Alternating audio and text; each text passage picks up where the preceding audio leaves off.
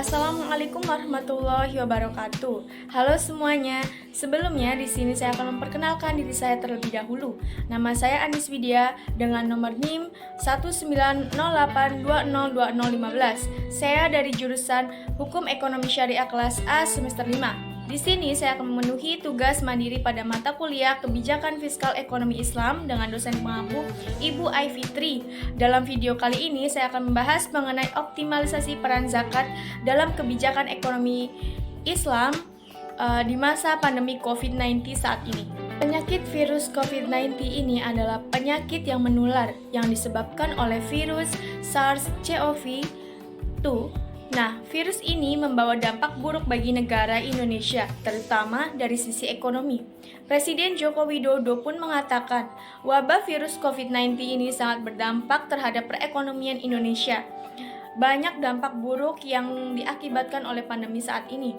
Pemerintah berharap dengan adanya ekonomi Islam yang lebih baik dan dapat membantu krisis di pandemi saat ini.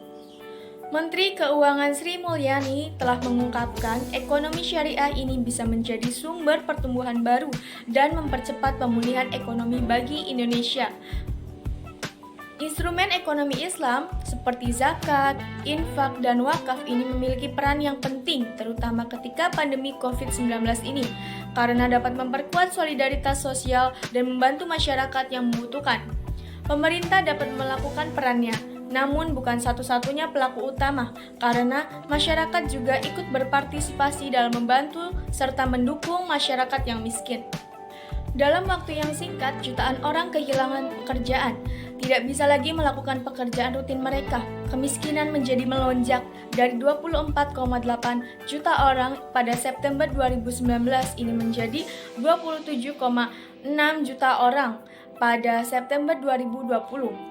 Basnas dan Lembaga Amil Zakat ini tampil menjadi salah satu garda terdepan dan tercepat masyarakat dalam respon bencana COVID-19 ini. Dengan pengelolaan dana Islam secara profesional, modern, berbasis prinsip-prinsip manajemen dan tata kelola organisasi yang baik, zakat yang semula hanya sekedar amal karitas kini telah bertransformasi menjadi kekuatan sosial ekonomi yang signifikan. Respon Lembaga Amil Zakat COVID-19 ini secara umum terbagi menjadi 3 kelompok intervensi. Yang pertama, intervensi kesehatan melawan COVID-19 ini mulai dari tindakan pencegahan seperti edukasi perilaku hidup sehat dan bersih. Nah, layanan penyemprotan, disinfektan, dan layanan-layanan lainnya yang berfungsi untuk mencegah penyebaran COVID-19 ini. Yang mana intervensi yang kedua yaitu intervensi sosial untuk ketahanan pangan masyarakat terdampak COVID-19 ini, mulai dari bantuan paket sembako, bantuan makanan siap saji, bantuan uang tunai, hingga mendorong ketahanan pangan melalui inisiatif kebun pangan keluarga. Yang ketiga, intervensi ekonomi, mulai dari skema Cash for Work dengan melibatkan pelaku usaha mikro terdampak seperti ojek daring, dalam kegiatan respon bencana hingga menanggulangi hutang masyarakat miskin yang terdampak.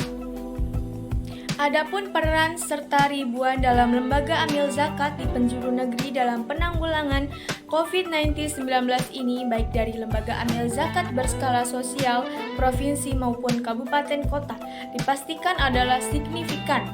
Kedepannya, dengan situasi pandemi yang masih belum mereda dan tidak dapat diperkirakan kapan pastinya akan berakhir, peran serta lembaga amil zakat adalah krusial. Selain melakukan berbagai upaya alternatif untuk bertahan, keluarga miskin juga banyak yang tertolong oleh bantuan sosial yang mereka terima.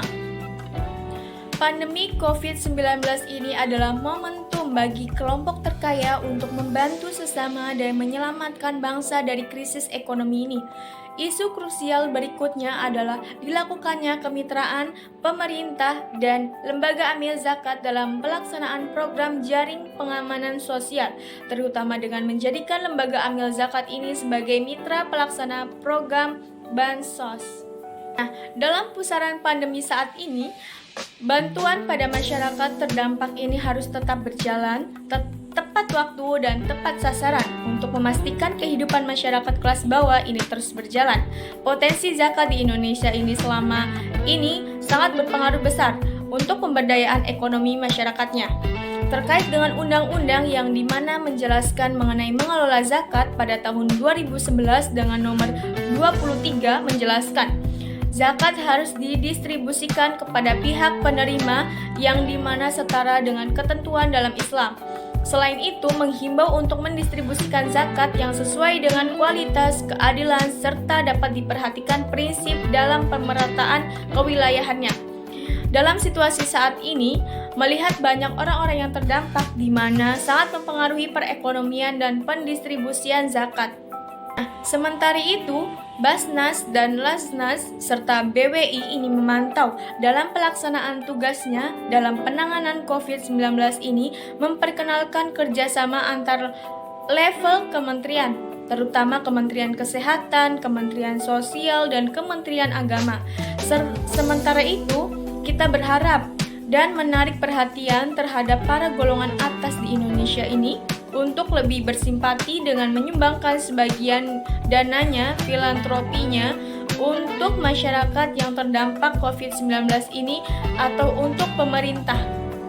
Cukup sekian pembahasan dari saya, kurang lebihnya mohon dimaafkan, semoga bermanfaat. Wabillahi taufiq wal hidayah. Wassalamualaikum warahmatullahi wabarakatuh.